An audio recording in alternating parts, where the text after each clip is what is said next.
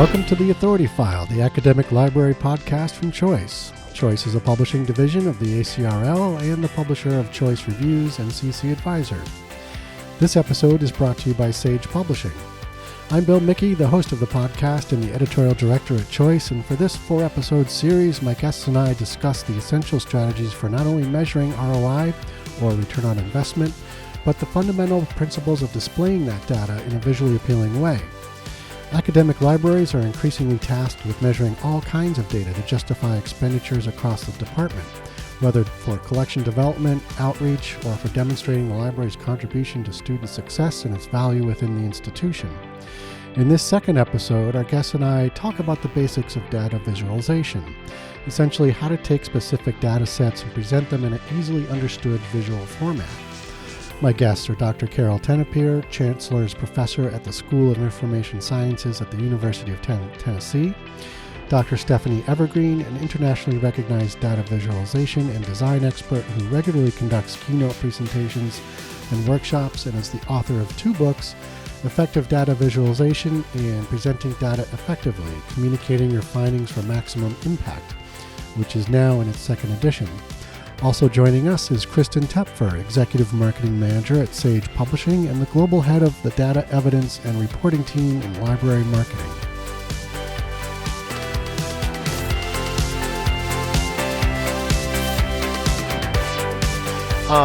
Now I'd like to go talk a little bit about visualization more specifically and a little bit more tactically. So Dr. Evergreen, we'll circle back around to you and maybe start out our conversation about visualization by getting down to the basics. For writers, an often useful metaphor for the things you need to bring to the table to do the job is the toolbox. If you could fill up a beginning data vizzard's toolbox with a few essential tools or ideas, what might you start them out with? Well, sure. So first, let me just clarify one thing. We would call ourselves vizzards. Okay. So let's at least get the lingo right. All right, duly noted. Yeah, so I think that we only need a couple of things. And actually, one of them has already been mentioned. We need the time and space. And that's the shortest, smallest commodity that we all have. But we all need the time and space to not just figure out how to get the data in the right shape and in the same place so that we can visualize it, but we've got to have the space to think about what the data are telling us. Like, what's the story here? Because whenever we're communicating this out to somebody else, they're going to want to know, so what? What's the meaning here? What's the point? What are you trying to say when you're blabbing all this data at me? And so what they're really looking for is not for us to just show them data. They're looking for us to tell them our insights about the data. And that is the hard part because you have to have the time and space to reflect and to think through your insights. And that's easily the hardest part that we have when we're trying to visualize. Other than that, you need some basic visualization software, and I don't think you need anything more than Excel or PowerPoint to make that happen, especially for the kinds of things we're talking about here. And then maybe, a few good how-to resources on how to build good data visualizations. And that stuff is all over the internet in all kinds of books, including my books, my website. So tiny self-promotion there. But that stuff is all over the place. The actual, like, how do I push the buttons to make this happen? That stuff is really easy to find. What's much harder to find is that time and space to think. Okay. So speaking of your website, Dr. Evergreen, about visualization and visualizing, in this case, let's just use cost-benefit analysis. There was a post I think you put up there about that. But I was interested in the first 2 ways you suggested for bringing design and visualization to a CBA, and the first is to use icons, an image of a price tag, for example, to illustrate costs. Second is to simply use a picture to humanize the benefits part. Can you talk a little bit about the design choices you made and the principles that underline both of these approaches to visualization? Sure. So let me just clarify. I didn't make all the visualizations there so that when we go linking people, I don't want them to think that I was the designer behind all of those examples, but I will talk to Okay, each of them. sure. I mean, I think again, it comes back to playing to your player and pitching to the audience that you're speaking to. We know that even though execs are smart and execs are focused on money and that's numbers, doesn't necessarily make them data savvy.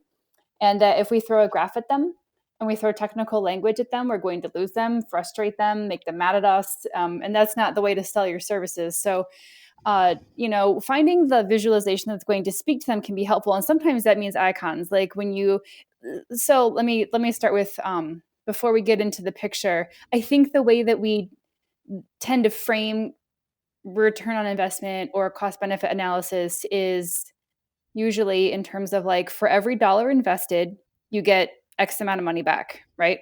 Yeah, right. So it's a matter of coming up with the pictures for that. And so sometimes what you want to be showing people are pictures of the benefits you get. But it doesn't take a lot for people to start wondering, well, where exactly is that money that's coming back actually going? And it isn't necessarily clear. And those are the questions that you're going to get from the people you're presenting to, your execs, right? They're like, is it actually money in our bank? Like, where is the money going? Or is it some Mm, kind of tangible benefit like more students or educated citizenry? Is it something intangible? Is it that we're actually saving the money by not spending it elsewhere? Is that where the ROI comes in? Like, there are so many ways that we can calculate ROI or cost benefit analysis that it, even though we can boil it down to a simple sentence, the questions will come right after about where that money actually is. And so we can use those pictures to illustrate where the money is coming from or not going or whatever the case may be. okay. And I imagine it sounds like they can also behave as sort of a visual cue to sort of help somebody more quickly zero in on what the meaning of that result will be or is about to be. It sort of indicates real quickly what they're Exactly looking so. at. Yeah. Um, just a quick follow up on that. You mentioned also that these sorts of visualizations work best with pointed titles, and you know, again, I suppose in the same sort of theme there, you want to have a title for a graph that's super clear and concise. Yeah, and I think beyond it being clear and concise, it needs to be insightful. And this is the Okay. opposite of what we're taught in school. Academia sort of teaches you like, don't have a point. You're going to bias your audience. Just show them data. They'll come up with their own point. And I just don't think that fits our reality very often when, in fact, we're at the meeting giving the presentation precisely because people want to know our points. So we need to Yeah. like just tell them what it is instead of showing them a graph and making them guess at it. So the title, I always tell people the title should be a sentence. It should be like a tweetable insight that shares your meaning, the meaning you found when you were looking at the data. That way, people don't have to question it, and they can just get on with the discussion that they're there to have. Okay. So you've written a second edition of your effective data visualization book, which provides a practical approach to data visualization methods. But you also wrote your dissertation on how to communicate with information and research. So I'm wondering what sort of research backs up your approach to data Yeah, visualization. there's so much that's underneath there for us to explore. But at the very Yeah. core of it, what we see in research on education is that people are mainly driven to consume information through their sense of vision. Even though we have five senses, vision is our dominant sense, and that we're driven to look at Okay. pictures. That's the main way we get information into our heads. It's much faster mental processing than reading. Unfortunately, I know I'm talking to librarians, but this is the case. Um, so we want to be creating pictures that show the evidence for the points that we're trying to make. That's a really big one. Yeah. We've got plenty of research that also says those titles that are insightful are going to stick in people's brains longer.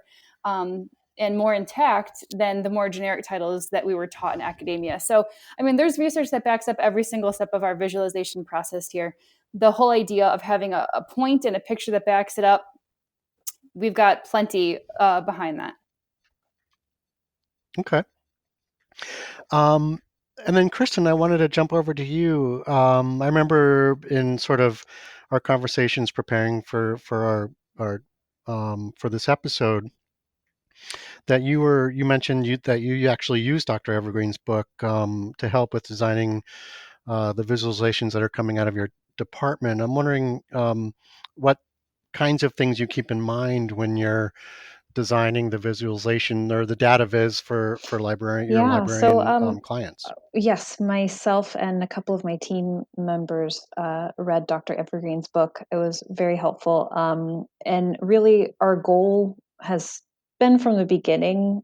So I'm glad that it jives with what we read in her book, but has been to present to librarians to convey just a simple and clear message with the data as possible.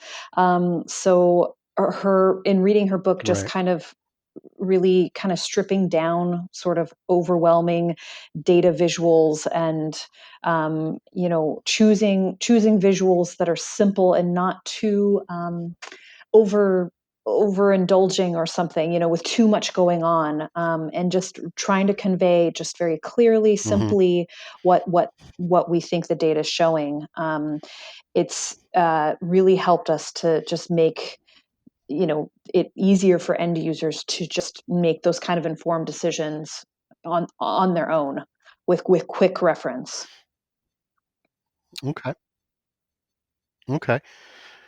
And then Dr. Evergreen, I imagine that sounds pretty much correct to you. I mean, are there other things to avoid specifically when creating data Well, I visuals? think that Kristen framed it really well. And I do think that the things that we want to avoid would be trying to put too much into one slide. And I think that it happens a lot because people who are doing these presentations, in this case, librarians, are not public speakers. They're actually the opposite. That's why they work in libraries. So to ask them to get up in front of a group and give a talk is not necessarily their comfort zone. And so if they're if they're told by the committee that you're going to have 5 minutes to present your case on ROI for the library, they're going to try to squeeze in as much as they possibly can. And I think that the tendency to go on information overload can probably be pretty high with this group. So trying to keep it simple might feel counterintuitive, but this is definitely a case where less is more. And trying to cram too much is going to hurt. So I'm really glad to hear about the work that Kristen's doing, because that's setting up really good examples that librarians can look at that and go, wow, this report's so great and clear. And then it's a model to follow. And the librarians that I've talked to are also in a position where they've got to teach their patrons how to do this stuff too. So they need it for their own skills, but they also need it because they're in a position to tell others. You just heard from Carol Tenepfer, Stephanie Evergreen, and Kristen Tepfer. This concludes the second of our 4-part series on how academic libraries can effectively track and present ROI data. This episode was brought to you by Sage Publishing. Be sure to join us for the next episode, where we'll talk about qualitative and quantitative data, their differences and specific applications. Sometimes you have to get testimonials, and this kind of qualitative stories speak very well to some presidents and provosts. They want to see the testimonials, the stories, the kind of evidence that shows their high-achieving faculty, how the library has supported them, why they came to this university, and why they stay at the university. Find all of the episodes of The Authority File on your favorite podcast app or on our website, choice360.org. Just click on the librarianship dropdown. On choice360.org, you'll also find information on Choice's entire product platform, including Choice Reviews, CC Advisor, Choice Webinars. Find all of the episodes of The Authority File on your favorite podcast app or on our website, choice360.org. Just click on the librarianship dropdown. On choice360.org, you'll also find information on Choice's entire product platform, including Choice Reviews, CC Advisor, Choice Webinars, resources for college libraries, our white papers, and a whole lot more. A great way to keep up with the Authority File is to join the Choice Authority File Facebook group, which you can access via the Choice Reviews Facebook page. As a member of the group, you can give us feedback, suggest podcast participants, chat with other listeners, and submit new topic ideas. Sponsorship and advertising for the Authority File podcast are handled by Choice's advertising manager, Pam Marino, and all of our episodes are produced by Choice's digital media specialist, Mark Dirks. That's all for this week. Thanks for joining us.